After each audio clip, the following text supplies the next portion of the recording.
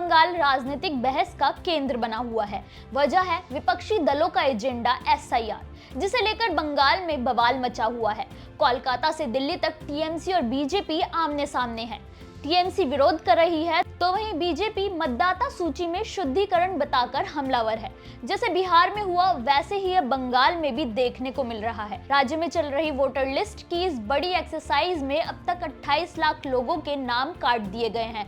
चुनाव आयोग के मुताबिक हटाए गए नामों में 9 लाख मृत मतदाता हैं, जबकि अन्य लापता हैं। मौजूदा वोटर लिस्ट में करीब 26 लाख नाम 2002 की सूची से मेल नहीं खा रहे थे।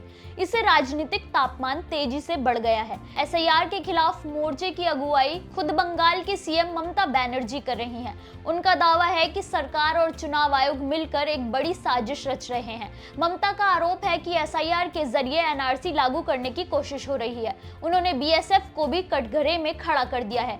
कहा है कि अगर घुसपैठिए बंगाल में हैं तो वो पहुंचे कैसे। टीएमसी के प्रतिनिधि मंडल ने भी चुनाव आयोग से मुलाकात की और आरोप लगाया कि बंगाल में एसआईआर के कारण कम से कम 40 लोगों की मौत हुई है।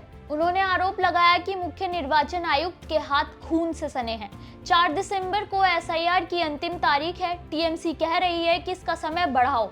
इतने कम समय में ये कैसे संभव है? वहीं बीजेपी कह रही है नाम तो घुसपैठियों के काटे जा रहे हैं तो दीदी को क्या दिक्कत है।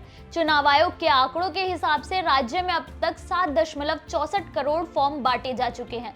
4 करोड़ से ज्यादा फॉर्म डिजिटाइज हो चुके हैं। बंगाल में मतदाताओं की ड्राफ्ट सूची 9 दिसंबर को रिलीज की जाएगी। क्या बंगाल में बीजेपी को वैसा ही स्विंग मिलेगा जैसा बिहार में मिला?